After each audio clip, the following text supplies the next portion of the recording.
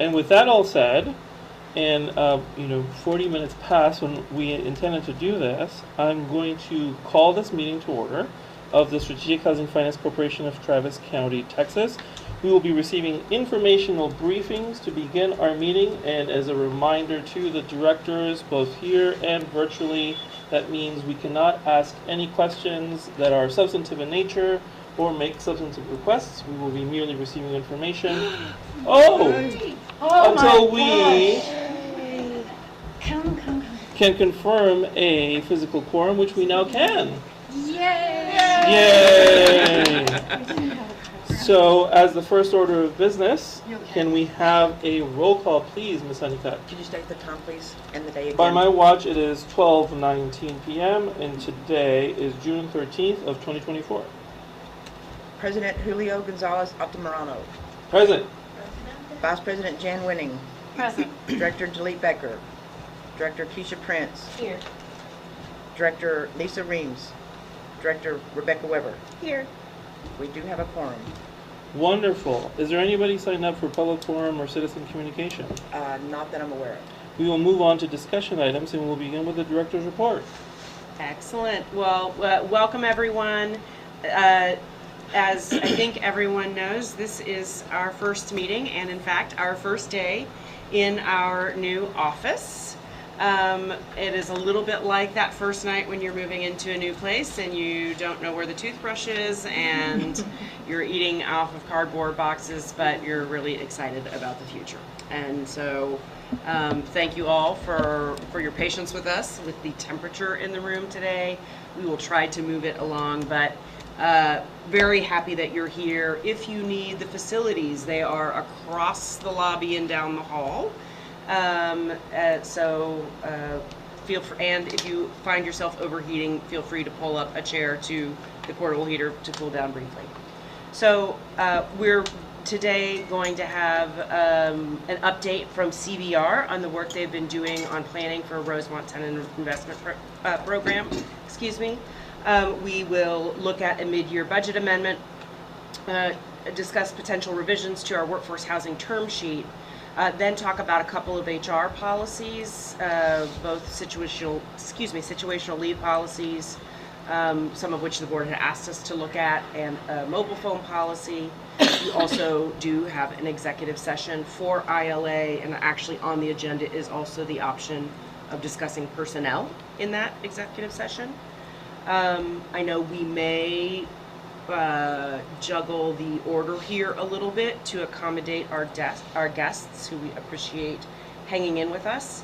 I do want to let you know that later today a small group of staff and board, a non-quorum, will be meeting with the communications team that we have brought on board to kind of start our discovery around branding and repositioning. If you are not in that meeting, do not worry. You will likely receive outreach from our partners for some one-on-one interviews as well. So we're really excited about that. With that, I think we can move on to CDR, if that works for you, President. It does. Let's take up item B. I'm going to stop sharing, and Kevin will. So let me introduce our partners. You all know CVR from work they did with SHFC on Rosemont. Liz Vega and Vianney Camerlinga have happily agreed, as you know, to work with us again on looking at how we might frame some potential compensation, additional compensation for residents who were affected by the conditions at Rosemont. So we are just in the planning phase right now. We are trying to understand the landscape, which I think, as you will hear from them, is complex, of kind of what happened and what the different ways people might have been impacted, but very happy to have them here to give an update today. And we're happy to be here. Thank you. Thank you for having us here. So the goal for this discovery planning period was for us to gather as much information as possible and compile a list of residents, of tenancy period, expenditures, rents that were paid, and concessions that were made. to each of the residents.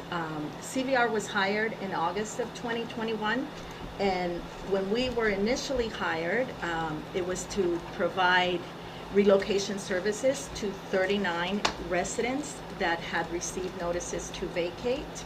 These were 39 residents out of 87 residents that received notices. Some received notices that they had to move out immediately.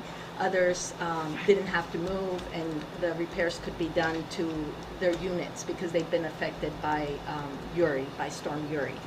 So we do have complete information for those 39 residents with whom we worked back in August of from August of 21 through May of 2022.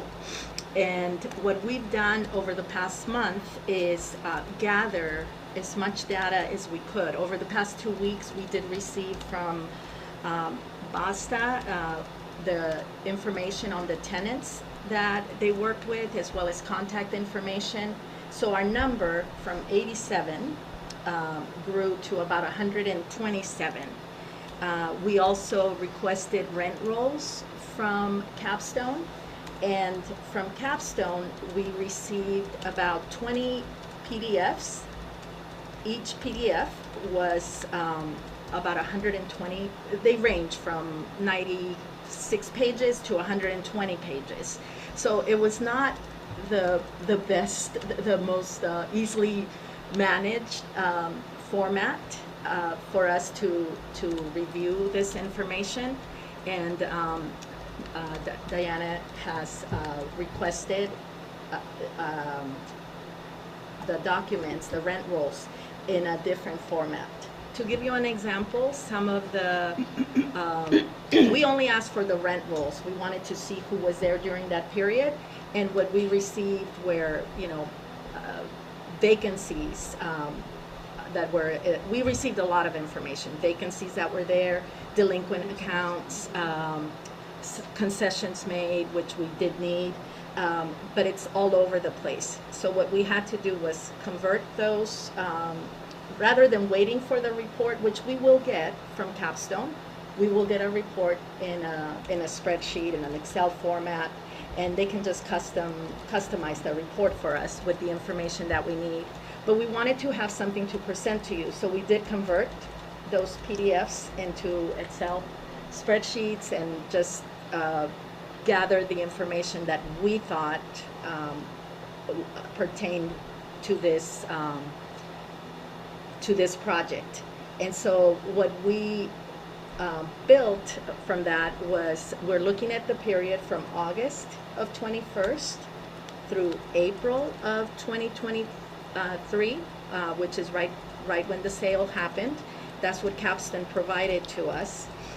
We are missing 1 month, so we're going to be requesting that, or we requested that from Capstone. We're missing December of 2021, and so then that number, it's I think it was just an oversight that we're missing December of 2021. So looking at the period from August of 21 to April of 2023, our number grew from the 127 that we had once we combined our records with BASTA to 238. So we have 238 records. We do think this is the final number because we sorted it by units, by residents. We cross-referenced with what we had, and so that's where we are right now. Can we go to slide 2? So just as a reminder, one of the things that we wanted to highlight was what the overall goal is, right, for CVR and for, BASTA and SHFC and all of us put together, is to really look at not only the residents that were that living in Rosemont, but specifically for this, for this project is for the residents that were there and who were affected by the Winter Storm Uri. So that is one of the bullet points that I really wanted to bring up, to determine those expenditures and concessions, and then design and help implement those policies. And as Liz said, part of what we've gathered from Capstone were the rent rolls, and very tedious, a whole lot of information was thrown at us, but Liz was able to, really format it in a way where she could extract the most important information. If we could go to the next slide, please. And in this particular slide, I wanted to just highlight that, meeting with CVR, Mike Edens, we wanted to determine, like, how can we even begin to assist with how to distribute, or at least understanding the population that was at Rosemont, because I think that'll be really important and helpful for SHFC to really determine how they want to implement with LASTA's input and the committee's input, how to really target and focus on, the implementation of this, right, and the policy to create. One of the things that I want to point out is we don't have any of the rent rolls do not include the time frame from Uri through July 2021. So that number of 238 does not include that, and it does not include the December missing rent roll from Capstone. But we can assume that most of the people that we have, the 238, that they probably did live there through December of 21. Mm-hmm. It'll be interesting once we get it, because we do know that at least of the 39 residents that we were working with, 38 of them were in temporary relocation, but they should still show up on their rent rolls based on how this was computed. Right. And so this particular table just really, again, with Mike Edens' help, we were trying to brainstorm just how to even look at each population, who was there at the very at the onset of Uri, right? Who left right away and before they got those notices, and probably left because of pretty, destructive living situations, I would say. Then those who were temporarily relocated with benefits, right, after they received those notices, and those that moved out after August 21st, and those that stayed on site but received nothing, and they were affected. They just never were even discovered. And then lastly, those that stayed on site but were not affected by the storm, which in the next slide, you'll see one of the things that we're highlighting is what CVR, just again in general, is focusing on, what we're waiting to obtain from SHFC, which included the rent rolls for December 2021, and again, I guess there was a different management. McDonald is the previous owners before Capstone, so we'll be hopefully getting that. Yeah, the previous property management. Thank you. Yeah. So all of this will help us then, and help SHFC really have a better picture of what every one of the residents, like what bucket they fall under, so that from that point, we can come up and assist and help in determining how best to distribute these funds. If you look at the chart before, I'm sure you noticed that the only number we had was the one that we worked with, the 39. And that's because we still need information from McDonald to establish who was there from February 2021 through July of 2021, so that we can then merge it with the records from Capstone. Some of these, even though we have to be determined, we do have from the rent roll. We just need to request inspection reports just to see which ones were asked to, which ones stayed but were living in,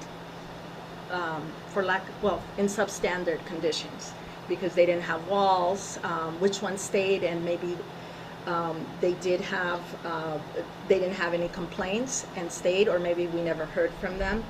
So I think over the next month we will be able to fill in this chart. But those are the 5 buckets that DNA talked about that we think people are going to fall into. So the goal was just to give you as much information as possible so that we shed some light on on what happened at Rosemont, and then from there, I think we can go back to the one we were at. Those are the action items that we need. So we finished analyzing the rent rolls. We need to generate a list of the concessions, although we do have that.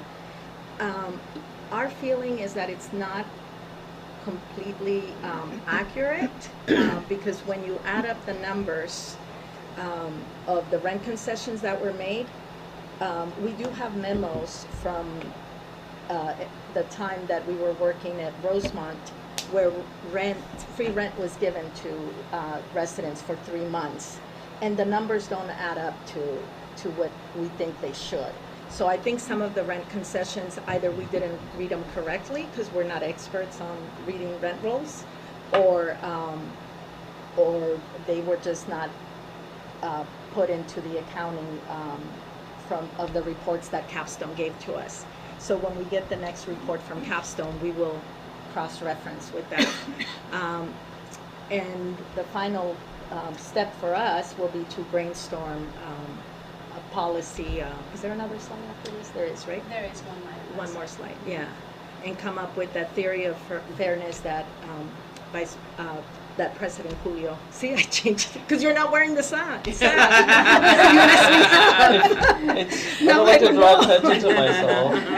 I love it though. The Presidente came up, what he called the theory of fairness, and we know that this is complex and heavy, and our goal is not to come up with that theory, but to give you a way to make it as equitable and as fair as possible, and so we're still working on that, and I think it will depend on what bucket residents will fall into.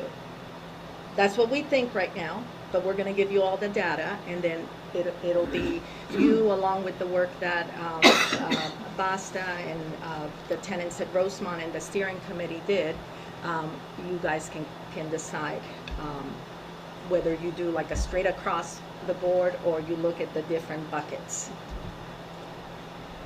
And then just to And why don't you conclude and then yes, to conclude, one of the things that we, I just want to reiterate is when we have received all of the final rent rolls from the previous management team and the missing December rent rolls, that will absolutely help us make sure that the numbers of that 238 resident number that we have right now is accurate. Of those residents, we have probably about 50% with the information that Basta has given us of contact information, and then and then from the rent rolls that we've gone through.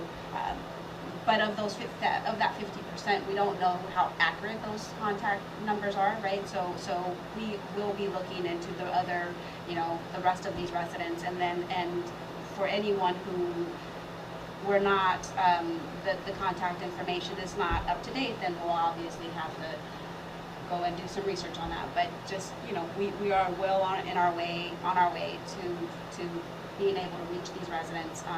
The very first step was to just determine who they were, and I think we're pretty close to determining that. So thank you. And then the final slide is just any questions.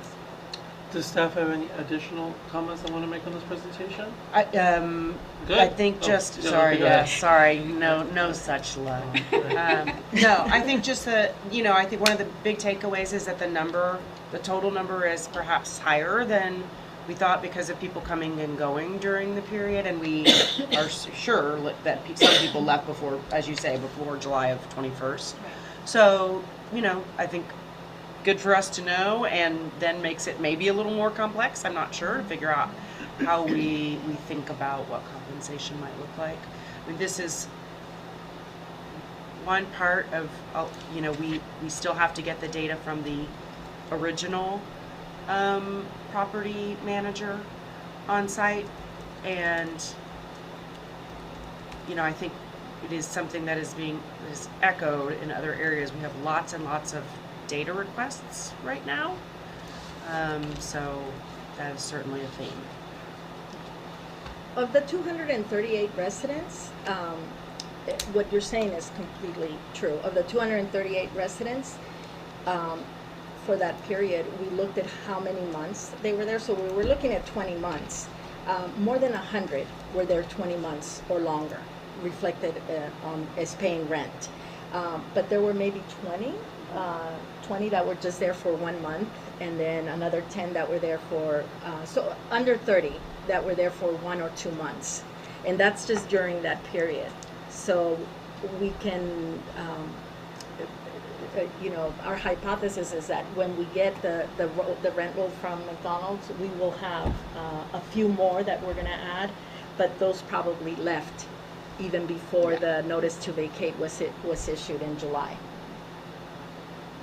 Any questions from directors? Remember, we're using Shakespeare rules, so one person holds the floor at a time. I recognize Director Weber. So, do we have any concerns that the McDonald Property Management Company will not give us what we need ASAP? I feel we have not made that request formally yet. I am less confident that they will because they are not as large as a Capstone, not as, and so I think that is a question mark. We're going to have to see how it goes. That was a new name to me. Is it MacDonald or McDonald like the arches? No, it's Mac. We don't know. This is Not what like I the heard Arches. from the It's residents. not like the Arches. No, they were there when it first happened, and they just abruptly wham. No, Yeah, they we're not the dealing with it. So abrupt they caused a whole bunch of departure. problems. Okay. It was very abrupt. Like I'm Googling, I don't see that they even have a website, so. Director They Weber, did if I keep- could It sounds interrupt concerning. you. Mr. Offert, do you remember if it's MC or MAC? It's We're MAC. checking right now. to Okay. see which one it is. Director Prince says MAC. MAC, okay. They're located in Carville, Texas. And they did keep some of their staff members. So that's why to us, we knew that there had been another property management company, but we didn't know exactly when. But since Capstone gave us the rent rolls, Diana requested the rent rolls from Uri until April of 23, and since they only gave us August of 21st, that's how we figured out, well, it must be because, we're assuming that they only gave us that because that's when they started the contract, but we don't know, that's an assumption. And do you know of any other property management company, or do you think that we From now have? McDonald's, they had Capstone. Okay. And then I also just wanted to just throw this idea out here that there is this Texas official unclaimed property website that my sister-in-law periodically searches for my name and tells me I have like $19 sitting there that I could claim. Maybe that would be a place to put, like we do our best. Yeah. But maybe we put people's money there, and then their kids or cousins or whoever think to search their name, and it just isn't, and as a last resort to park money, unclaimed money. I always search those types of websites, like the California one, since I lived in California, has one too, so. That's a good idea. Yeah, great idea. And Director Weber, do you yield to Director Wenning, who is I- next in the queue? I yield. Okay. Okay, I just want to make sure that we use our powers as a board to assist and support you in any way we can to make this data collection a swift and comprehensive process. So if you have any asks about, I noted some things from your presentation. For instance, McDonald is pending, but it hasn't been tapped yet. When do you want them tapped? As soon as possible. As soon as possible. Could we have a timeline on that, when they're gonna get tapped? And, because we do have some absences coming up in terms of staff going on vacation, board members going on vacation. So anything we can do today to lock in a plan, under staff that, covers that. Same thing with the request for inspection reports and code violations. Has that been posed yet? No, you have. Oh. No, they just gave us a list of the additional information they needed, including those. And where would you get those? Those Don't I- know. Those I would think you can get from HATSE. Exactly. Because they were, the vice president or whatever. his Current title- HATC, former strategic. Right. Yeah. I think they should have the date when they were supposed to stop leasing, and then we can check it against the rent rolls and see. The reason we're requesting inspection reports, which we didn't even think we would need, is that as the numbers grew, we thought we would end up with maybe 130, 140 people. But as the numbers grew, what we started noticing is that there were a lot of people that we didn't know at all. And I think it has to do with the buildings, because we looked at the building numbers, and the higher the building numbers, you know, like 70 dash something, maybe they weren't affected. That's what we're thinking. We're assuming that they weren't as affected. So we'd like to see what kind of inspection reports they had, former SHFC conducted in moving in residents, but also what kind of inspection reports led them to put together a construction schedule. We know there was a construction schedule because they provided us with a construction schedule and a moving schedule. Who's And I'm sorry. Patrick Howard and his assistant Omar Nesbitt provided us with this information when we first started the project. Once we were hired by current SHFC, I went and clicked on those links, and these were the documents that were on the cloud, and we no longer have access to those. So that's why we don't have that information. We have some of it based on emails and all that, but if we could get a copy of the construction schedule as well as any inspection reports and any move schedule. So I think I included that on the email. I think that would be very helpful. So just turning to our interim executive director, knowing the time constraints you have and the staffing limitations that exist, is there a plan that we could move on this? So our, certainly for McDonald, our intent was to make that request in the next couple of days. I think I'll check with current staff to see, if we know where some of this information is, because we may. I think one of the challenges we have around data are, we did receive a trove of data. I cannot tell you precisely what is in the sort of 7 files deep, right, of what we have. So I don't know. We may have some of this as SHFC already. And we will, and so, then but it is, as we are adding, and just so that CVR understands, we are, I think, identifying desires from board members and community members on various fronts of previous activities. And so I am feeling like we are getting a ton of specificity about what is desired. We do not currently on staff have the ability to simply stop and pour through all of that. We may need to, if we need to figure out an additional resource to do that, we can. So we also don't know whether we got everything. Some of the conversations we've had about how can we ask for a more global information request of HATC, right? Such that I think we need to digitize it so that it's searchable. Otherwise, what we are going to need probably is staff, temporary or permanent or third party, to be dedicated to follow up on information requests on previous activities. Because right now, we need to staff up to do what we want to do now and in the future. The demands of the look back are currently quite substantial. So in the event it isn't in the current trove and there's no way to cross-check it at this time, and given some other timelines underway where this may be the happiest time for us to make requests of HATC, I wonder if it's incumbent upon us to make a request with these specific, pass on the requests I of think CVR to HATC, or to former Strategic Housing Finance Corporation executives who now are solely employed by HATC.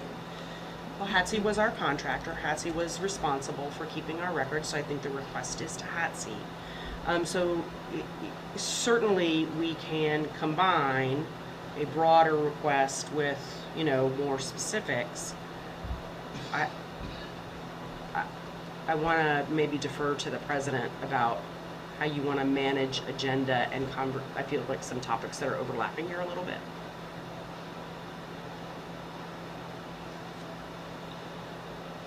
Director Winning's question has to do with sending a statement. Do you have additional questions about the bullets in the request? Just that whatever the components of this presentation, along with the email referenced to Diana, that those be specified to HATC as soon as possible. And if it's the next couple of days before your departure, that would be ideal, but I don't know if that's doable, if that's feasible, or if that's just burdening you. I think that that if there is an intent to have, I think it is better that it be a single letter with multiple requests rather than continuing to send multiple. We have discussed likely sending such a letter before my departure. So that is my assumption at this time.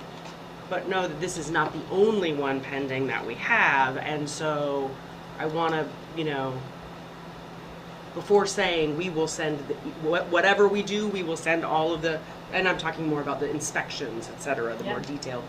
Before we do that, I think that we have a conversation that the board needs to have about how we approach the overall request for information around HATC, because otherwise we're sending one request when we have any number outstanding.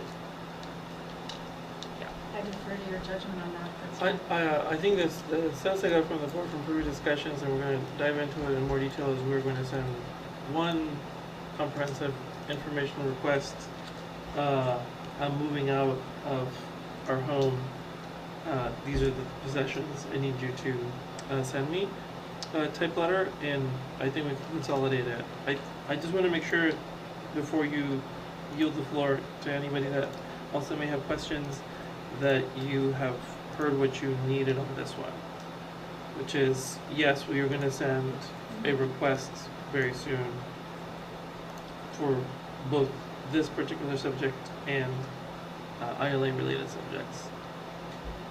Incorporating the concerns of CBR to enable them to do their job. Yeah, because the bullets that are being discussed are transferable between one and the other. It's just information that we need to be privy to. It's possible, as Ms. Gray has pointed out, we already have the information just in a piece of paper that we cannot currently access because it's not cataloged or clear. We can also ask for guidance about how to find it in the trove of paper, but ultimately we are at the it will depend on knowledge management by our vendor as well as record keeping by vendor in terms of getting an answer. Do you have any other questions? That's satisfactory. I just say I lean towards repeating a request, even if it's in the trove, if it's now bracketed by specificity that might help the recipient of that request point you in the right direction. Thank you. Any other questions? Okay. I just found the, Yes. Do you have any other questions? No, Dr. I Lanning? yield. Okay, then Ms. Prince, you have the floor. I did find the district manager for McDonald's name and number on my phone, so I can give y'all that. He's a mean bully, but anyway. He's a what? Mean bully. He keeps showing up on my Facebook. Like, I don't want to know him. I don't want to be friends with him. Why does he keep showing up on my Facebook? Okay. But his number's in my phone, so. Yeah, I have it. I just found it. So that might be a place to start. I think that will be helpful information to have. Wonderful.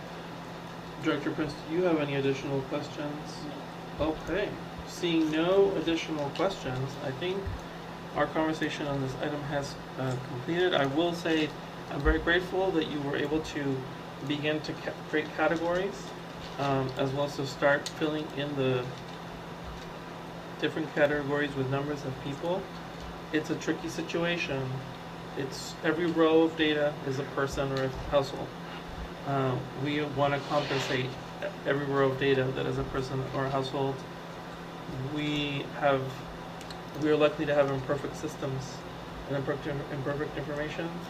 So we recognize that you may have to approximate and do your best. I appreciate that you are doing your best so well so far. Thank you. Thank you for that.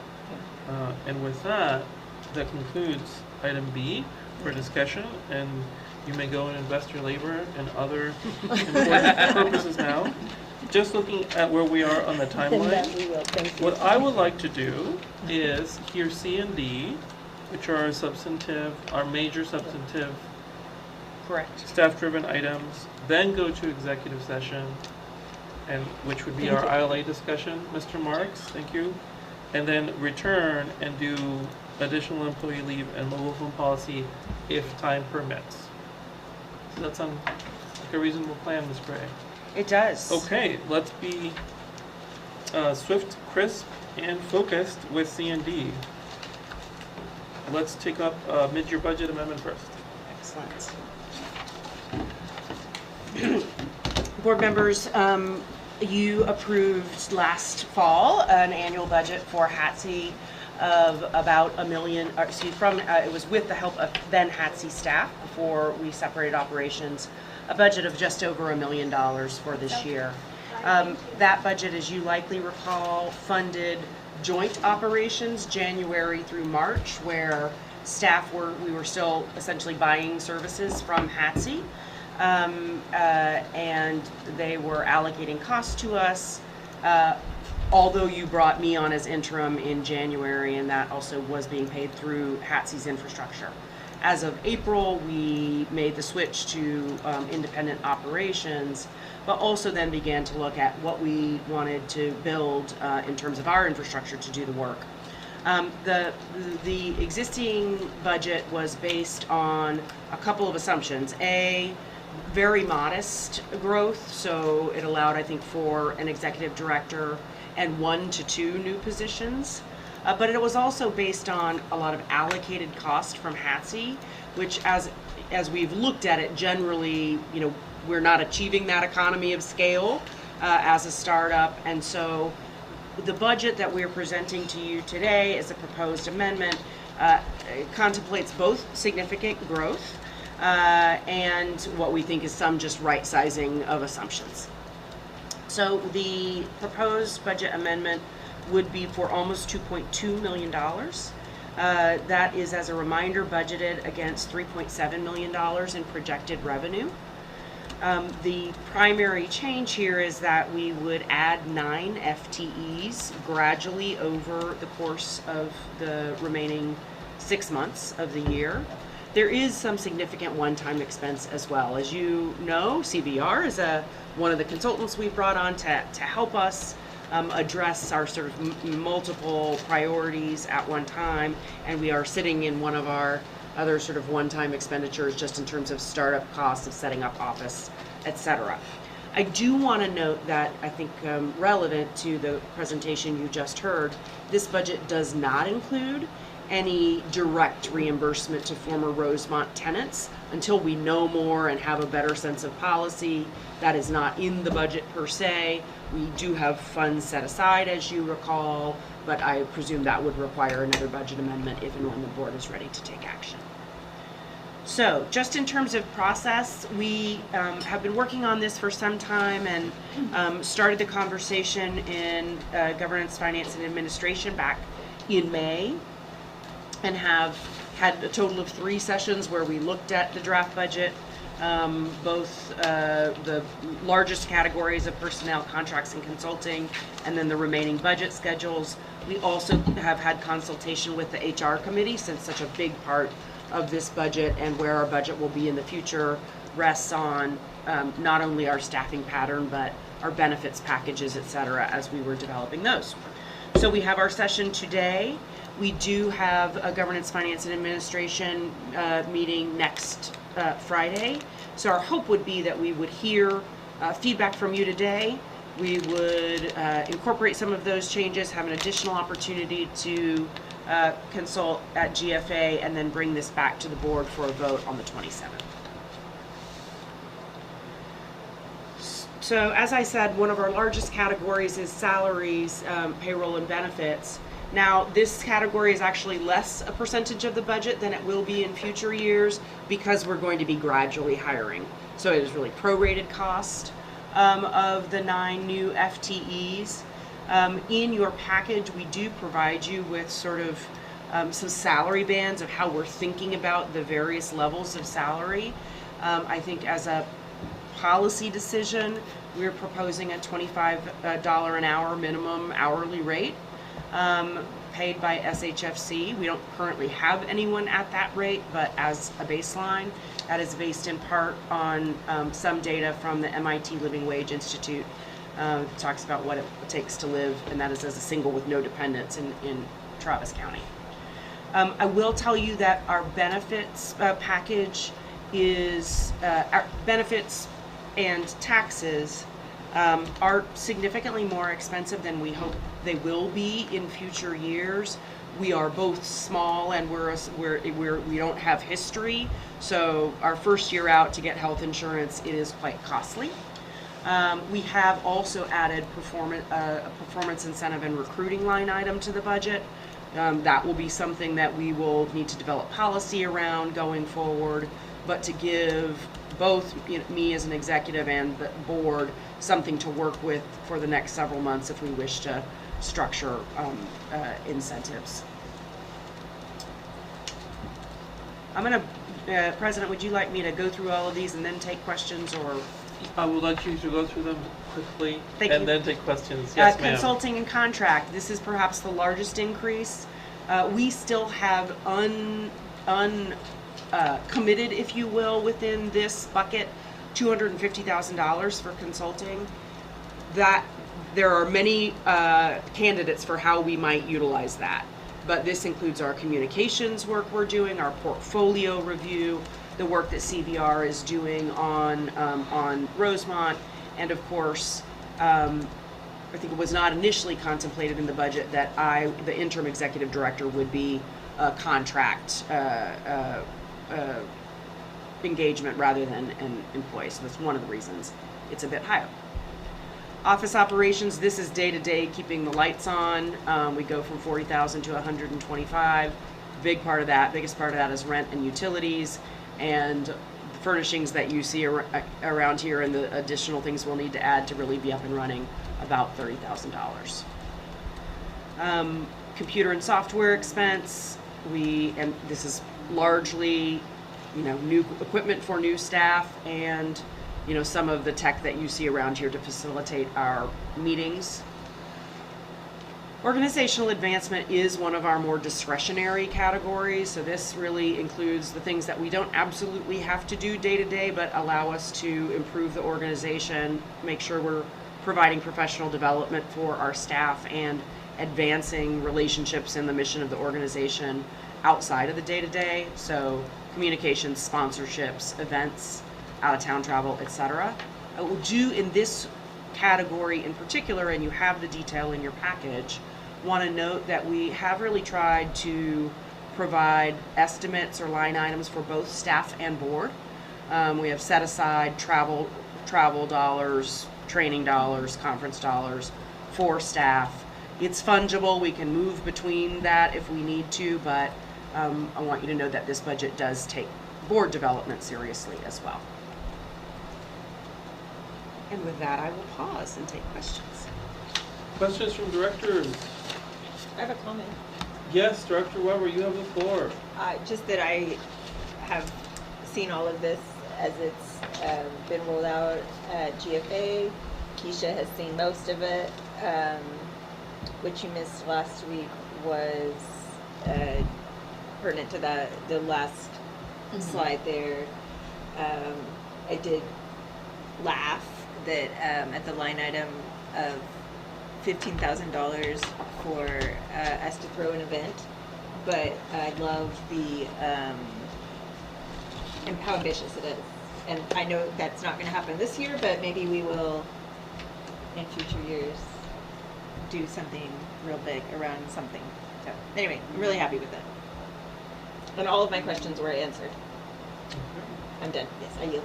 All my questions also have been answered, and I just want to express, for those of you who are here as guests, this is such a departure from our prior experience in our operations and relationship to our previous executives, that this is so transparent, you are so available, it's very precise, and it has a vision of expansion that I find really inspiring. So thank you for, and you know, having it in book form is also all the things you're doing.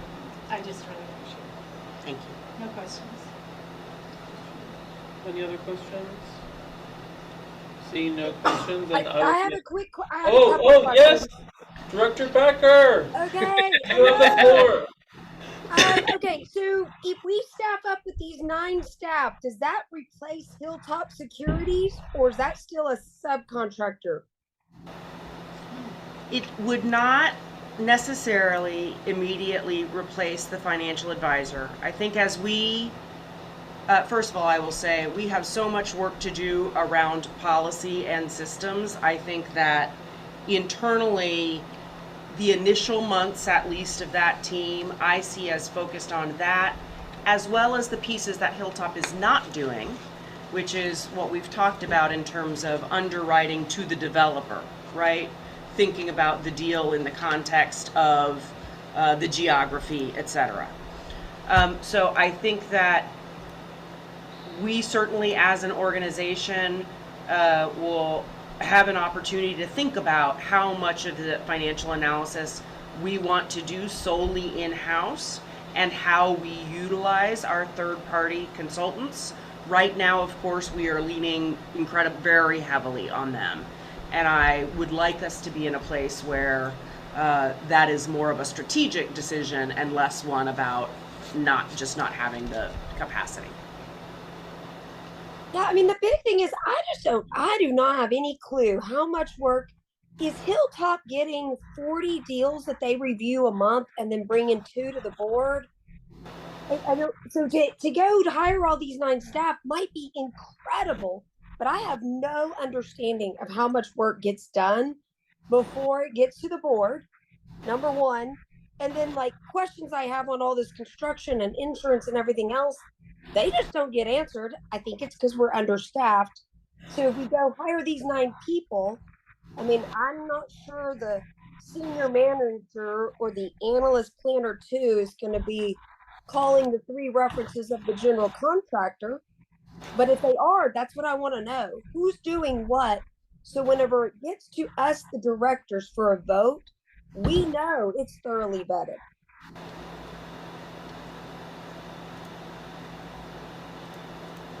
So I'm trying to identify question that I can answer there for you, Director Becker. I hear you. I think that, you know, we can certainly give some sense at a subsequent meeting about the volume of deals that are coming through and being underwritten that then results in what is coming to Hilltop.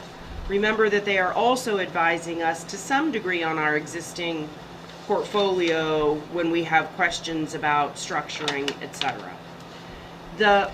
Again, I would really lean into, I think we're going to really invite the board's insistence on rigor in underwriting and or monitoring, and then operationally we have to work through how we execute on that at the staff level.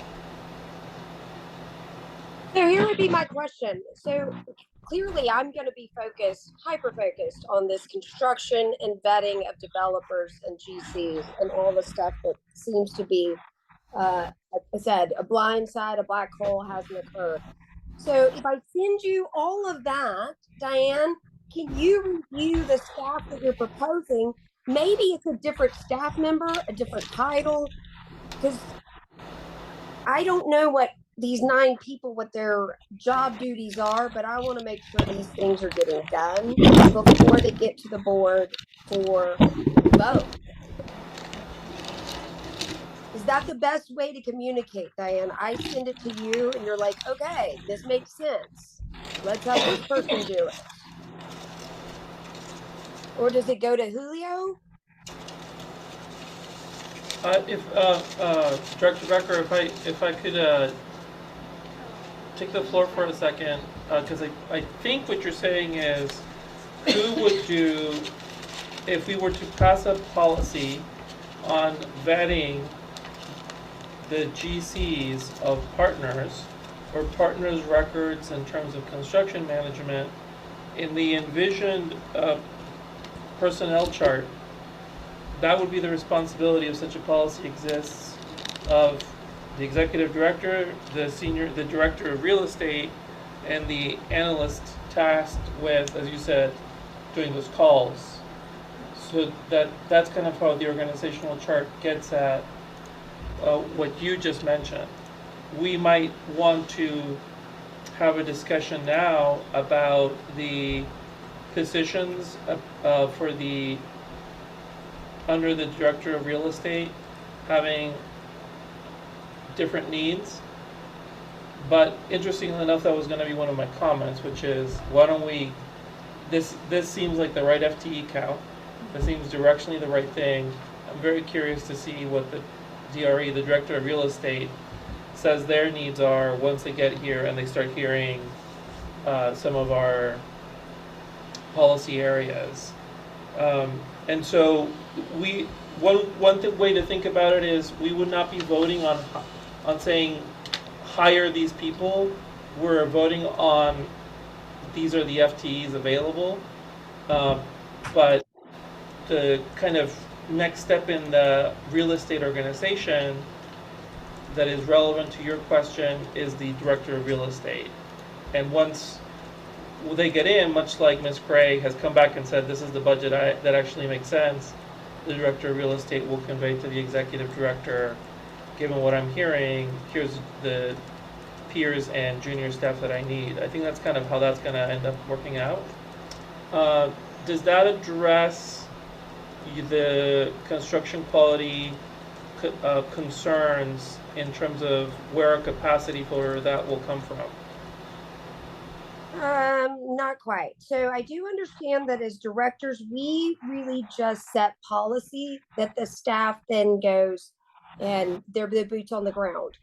But if we are going to vote in the board meeting this month approving this budget, what if what I require and we determine we require means that Diane needs more money to go hire a construction manager?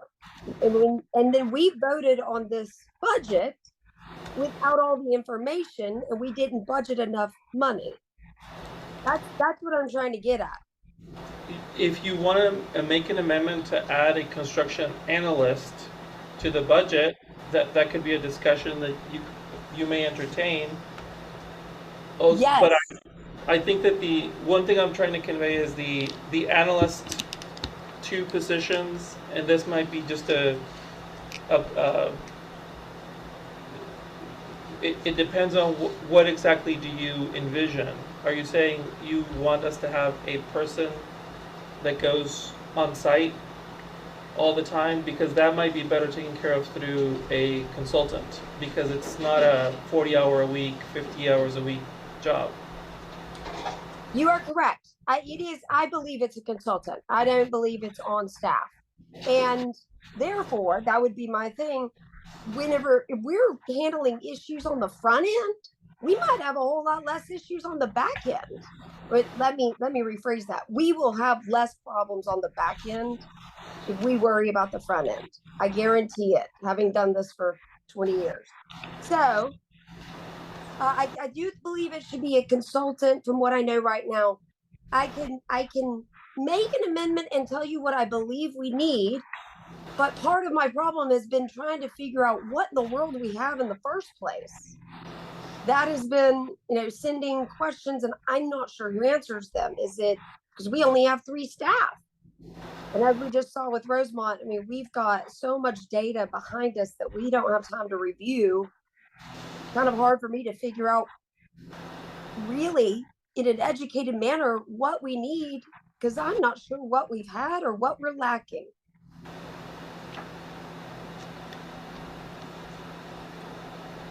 Right. I think in terms of this particular area, if the way it will play out is you will set policy, which is here's how I in a prescriptive way want us to assess potential partners around construction quality. The executive director would consult under this budget with the director of real estate around how to implement that policy. And because we are leaving a significant chunk of other for consulting, they would then, as long as the contract does not exceed our contractual maximum, purchase the capability to implement the policy. So your decisions as a director are, one, to provide feedback that tells the staff, here's something that's important to me that's coming, which I think they're hearing, or two, to make a budget amendment saying I want to allocate a specific amount specifically for my construction quality initiative, and then that brackets it off. And then in the future, if that's the wrong amount or the wrong title, etc., we can come back and change it again. And I think Ms. Gray has an additional comment on that. Yeah, I do think that some of those functions, I think, can be accomplished under the staffing pattern here, which is proposed, and because we are not a public entity, these are not set in stone. We do have some flexibility as the real estate director comes on and we continue our work to adjust and make sure we're meeting our needs. We have $250,000 for the rest of the year in uncommitted proposed consulting fees. And remember that because this is mid-year, we are going to be revisiting this discussion in one form or another in 3 to 4 months for 2025. So I think that as proposed, we have, we would be significantly increasing our staff capacity. We have flexibility to buy some services around, I think it is a question mark for me. Yes, is that an FTE? I think likely it is something we would be better served purchasing as a service. And so I think this would allow us to move forward, and then both in the fall as we're looking at 2025 and after that we have the opportunity to adjust to make sure that we're meeting policy goals as they are better defined. Okay, I got it. I understand. That makes sense that we will be reviewing it in the fall, so we can adjust then. Ms. Becker, do you have any other questions at this time? I think those were my main ones from looking at the board book that I got. Okay. And then please feel free to email the staff ahead of our voting session if you have additional information requests, and I'm always happy to discuss how I think the implementation of your priorities, which I think all of us hear loud and clear and agree with unanimously pretty much, will play out this year, because it's important to all of us. Seeing no further questions and no requests for the floor, we are going to move on to item D, revised workforce terms. And in the interest of time, Ms. Gray, would it be possible for you to review this succinctly? And we may need to discuss it at greater length. Indeed. At the voting session. And just a time check, will we go into executive session by 1:30? We would then have 30 minutes to close before our next meeting starts. Okay, thank you. So the majority of the projects the board has considered or approved this year have been workforce housing. 6 of 8, if I'm not mistaken. And that this is a relatively new product, for strategic you approved a term sheet last in October of 2023. So through this work, we have identified some elements of our term sheet that we wanted to take a look at, with the goal certainly of enhancing affordability, quality of housing, the longevity of projects, also increasing our clarity in communication with our developer partners about what our expectations are and priorities are, so that we are having our developers self-select as partners for us, and making the process more smooth as we move forward. We do think that these changes will result in more affordable units, and possibly or deeper affordability of some of the units in our deals. We are proposing stipulation that even for the workforce deals, we expect them to be in it with affordability for 10 years. They don't typically have the 40 years that you would see in tax credit deals. We have designed this, we hope to have effectively a neutral impact on the developer in terms of the overall cost to them. And the way we have achieved that is that we have pulled back a bit on our fees in the interest of greater affordability.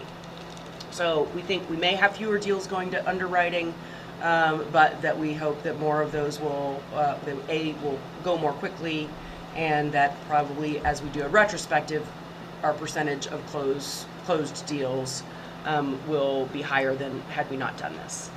So we've spoken with Real Estate Committee about this, and we'll go back to Real Estate Committee next week before we come to the board.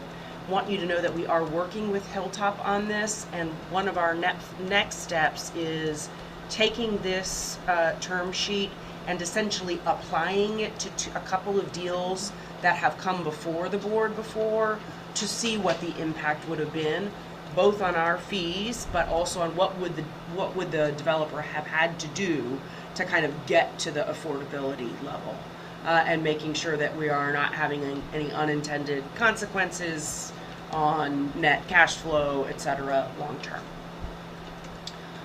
Again, this would give us an opportunity. We expect to revisit our terms every so often. This is the first time in essentially 9 months. So we have not solved for every question we ever had about how we might want to change our workforce housing terms, but I think have focused here importantly on affordability and clarity. Some things that we have been doing but weren't necessarily articulated in the term sheet. So I'm going to pick one or two on each of these sections and go through. I think the main thing here on the screening considerations is just, do we do acquisition? What's our take on studio or one bedroom? And so I think here what we're saying is, in those areas, we're still working on a case-by-case basis. The other piece here is that we are saying we will now more formally give deals a pre-screen and an explicit invitation or not to apply before sending it to underwriting. And that is important because one of the things that we will be doing is asking for a fee at that time to ensure that also our partners are serious about moving forward with us. So the biggest piece here, change, is that you may recall that most of our deals that have come through have been half of the units are 120 or above, so effectively market rate. And then half of the units consist of 80% and 60% units. Typically, sort of the minimum has been 20% of the units at 60% AMI and another 30 at 80. What we're proposing, the main difference, starting difference, is we would like to see at least 25% of the units at 60. In addition to that, I think it's a much better measure, although it's a little more complex or complicated to calculate, is what is the value that we're getting in reduced rents. So, what is the discounted rents that we're getting? And that's what we've been using to get to your public benefit ratio. But remember that public benefit ratio also takes into account fees. So, what we're asking here is, if we know what the total taxes abated on a deal is going to be over the next 15 years, we want to see at least 60% of that in reduced rents. There was no particular measure of that before, and we've seen a wide variation from 20% to somewhere in the 55, 60s. So this is pushing. We think it's achievable so long as we are willing to, I think, still responsibly and carefully, but pull back on our fees a bit to allow the developers to, roughly have comparable financials in the deal, but meet greater levels of affordability. We're proposing keeping the minimum public benefit score at 90, but adding 2 points. Those 2 points are for no source of income discrimination, which in layperson's terms is you agree you're not turning somebody away just because they have a voucher, which is not part of our policy currently. So here, I'm not going to go through these. I think, we've adjusted fees. We are being more upfront about what our developers can expect in legal fees and financial advisor fees. And we're also saying that ought to be part of our calculation of benefit, because it's money out of their pocket, right? They're not realizing all of the tax abatement without any cost. I think at board meeting and really perhaps most importantly in real estate committee, we'll show real estate committee how this plays out on a particular pro forma. Generally what we're seeing is that on the size deal that we've been seeing this year, we look at probably around $600,000 at close and around $200,000 a year in combined fees and net cash flow. I do think what this will mean necessarily is we are less likely to see so much of the public benefit value coming out of, well, if you sell it one day, the back end participation, whereas if you sell it one day, we get a piece of it, which I think is appropriate insofar as that's speculative. So let me move forward from that. We're going to be explicit that in the marketing for these units, the websites of our partners need to say that they have affordable units, at restricted rents. And while we didn't come down on the side of land use regulation agreement, if we don't have that, then we want to at least have something in the partnership agreement that says if you exit before year 10, there's a financial penalty. Because right now... yes, got it. Good job. Yes. Good job, team. Good job. We've cleaned up some things. I think this our Vasta friends may be interested in, requiring that utility allowance has to be deducted from the affordable rent, and then any non-optional fees also have to be deducted from the affordable rent. That's it. I think those are the high points probably. Really would love your commentary on this, and I think we're excited to bring it to you in a couple weeks. Does anybody have any immediate questions? Director Becker or Reams? Wonderful. My message to Director Wenning, you have the floor. I just have a question. This is overarching. Can you speak briefly to how this situates us among comparables? Yes. And are we beginning to achieve outstanding in terms of our pursuit of being the best housing finance corporation in Texas? As you may recall in real estate committee, yes, we looked at our comparables. We also looked at some of the policy advocacy that's been done at the state level. Yeah. To my knowledge, these terms are probably the most aggressive in terms of affordability that I have seen an HFC adopt formally. Now, that may, that some of that underwriting may be happening organically, I feel very good, about, I think the 60% of the value tracks to some of the advocacy that came out of UT Law last session. I've not seen anyone else be explicit about that, and I feel like it is the most transparent and honest way to measure what we are actually getting in these deals. I think there are some, our fees are probably lower than most of our peers. In fact, I'm certain of it, really. I think when we look in aggregate, we will see that our fees are lower.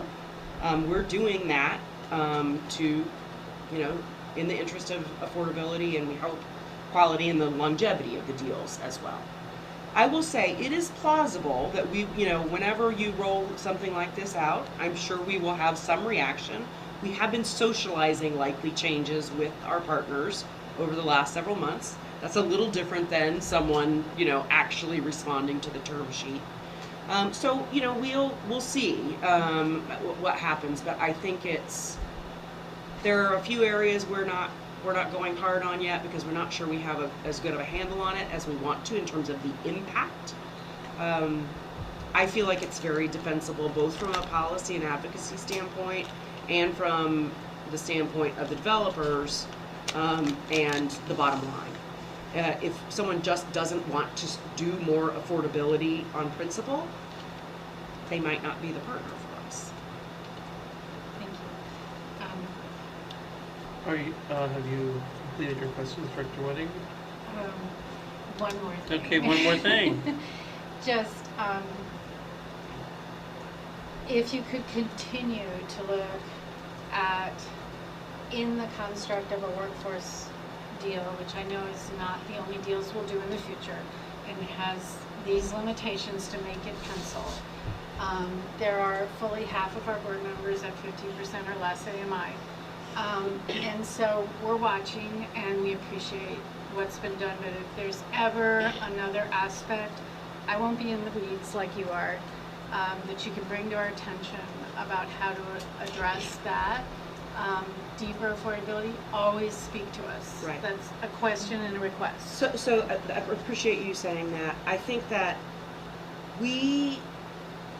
there is a decision here about, we could say you must do 60s and we also want you to do 50s, etc.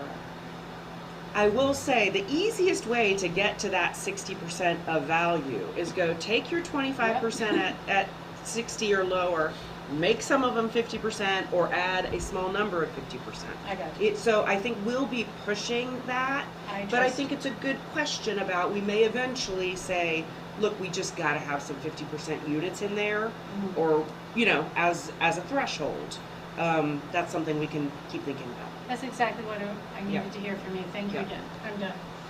Director Weber. Just when we talk about this again, I would love if you could highlight what are the most significant changes, and I guess that that would be based on your opinion, right, Keith? What is just the most like, oh wow, we're doing this now? Yeah. And then I really am looking forward to seeing this applied to current deals that we've already, because I think that'll help it gel more. Yeah. And this is really exciting. Thank you. Excellent. Seeing no additional questions here virtually, I will say I'm very pleased with the incremental nature of the improvements and the rigor. I think the big takeaway is, now that we've done deals and got information, and now that we're doing portfolio review and have a sense of likely income, we do not need to keep the previous legacy version of balance between subsidizing affordability and subsidizing revenue. We can start pushing into affordability. The interesting question is, are there moments where us taking the revenue and investing it in some other type of subsidization is a more efficient way of using the abated tax dollar? But that is a sort of SHFC 320 question. This is sort of SHFC 150.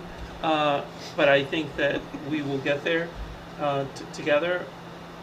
This is what we do. The terms, especially workforce terms, is what we do.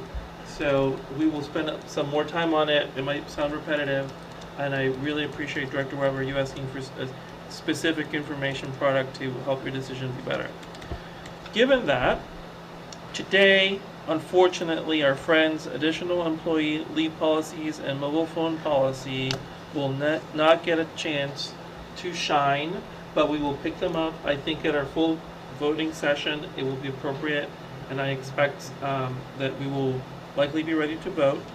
So, with that said, I'm going to read our notice so that we may go into executive session, and I expect a motion from fellow directors to go into executive session in accordance with Texas Government Code annotated 551071, consulting with attorney, as well as 551074, personal matters. I am requesting that we go into executive session. Is there a motion to go into executive session? Made by Director Weber, seconded by Director Wenning. All those in favor say aye. Aye.